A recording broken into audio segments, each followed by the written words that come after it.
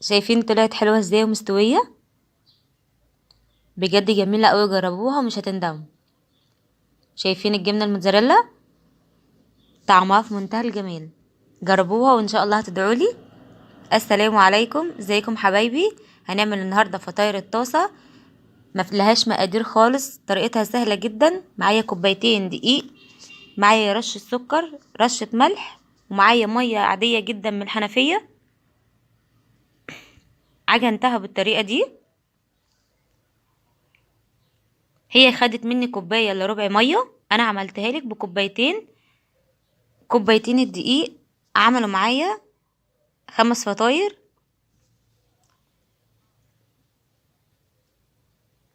طبعا بزود المية حبة بحبة.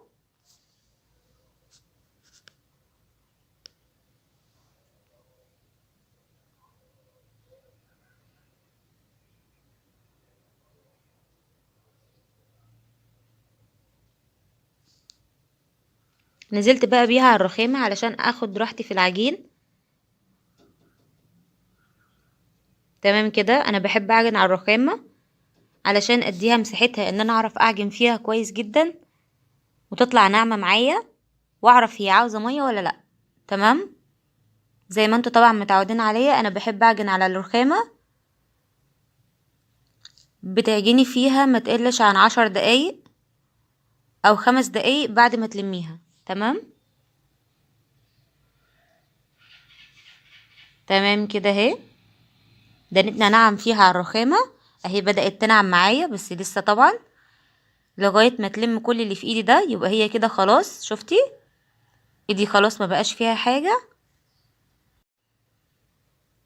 اهو. خلاص كده بقت جاهزة خلاص. هسيبها بقى تستريح عقبال ما تحضري الحشوات اللي معانا. ممكن تحشيها لحمة مفرومة متعصجة مثلا، ممكن تحشيها بواقي اكل، جبن زي ما انا عملت.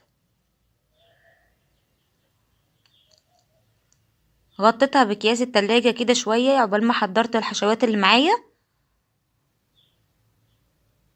بعد كده هجيب زيت، شوية من الزيت معاكي في الطبق كده، وحطيهم ودهني الرخامة وكوريها زي ما قلتلك. طلعت معايا 5 كور. بجد مهما تاكلي فيها ما بتشبعيش منها، طعمها جميل قوي. لو عملتيها وعجبتك ما تنسينيش في احلى لايك.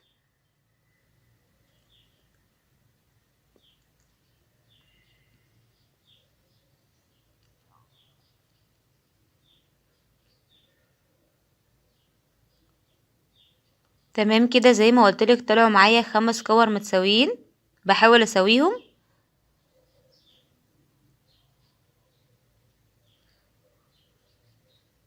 هغطيهم بقى علشان الوش بتاعها ما يشققش. وهاخد اول واحدة انا عملتها.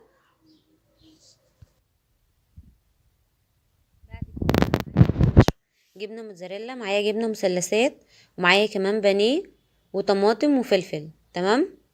عايزة تحطي فيها اي حاجة، اي بواقي التلاجة عندك اعملي بيها. دي كده حاجة زي جوع اخر الليل كده، الواحد بيبقى نفسه ياكل اي حاجة. طعمها جميل جدا وخفيفة خالص. فردت الكرة اللي معايا على الرخامة كده، دهنت زيت الاول وبعد كده دهنتها زيت من فوق وفردتها بالشكل ده. لو اتقطعت معاكي او فرغت بالشكل ده عادي جدا، انت كده كده هتعمليها زي الظرف فمش هتبان. حطيت جبنة مثلثات وجبنة موتزاريلا وطماطم وفلفل. اي حشوة زي ما قلتلك عندك اعملي بيها. قفلتها زي الظرف كده زي ما انت شايفة. تمام بالشكل ده. لو في اي حاجة حطي العجينة عليها كده وبقت جاهزة معايا اهي. هنعمل تاني مع بعض عشان اوريها لك.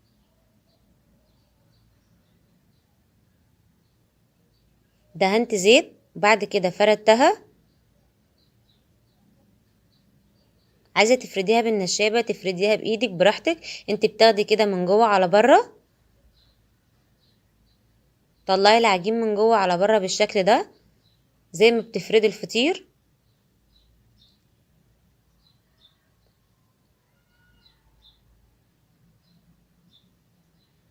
طبعا الزيت بيساعدك انك تفرديها كويس. الفطاير دي حلوة قوي وطعمها لذيذ بجد، جربوها. ما فيهاش مقادير، يا دوبك شوية دقيق ومية ورشة من الملح ورشة من السكر. حلوة قوي وهتعجبكم. وزي ما قلتلك ببواقي التلاجة اي حاجة عندك اشتغلي بيها. حطيت البانيه وحطيت برضو عليه طماطم وفلفل وشوية من الموتزاريلا.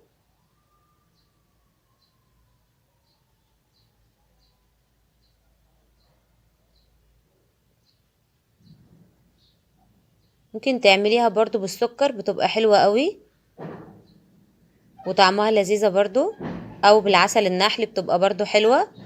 اي حاجة زي ما قلتلك اعملي بيها. تمام كده. عملت بقى باقي اللي معايا ده، الاتنين الباقيين.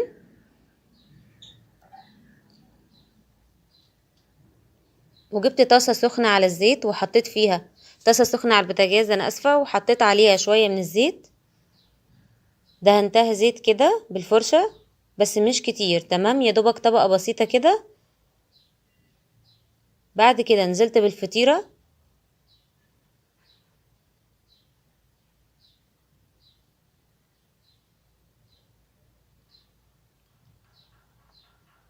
طبعا النار بتكون هادية ما تكونش عالية قوي عشان يستوي من جوه. يا دوبك ما بتاخدش 3 دقايق بالكتير وتقلبيها على الوش التاني.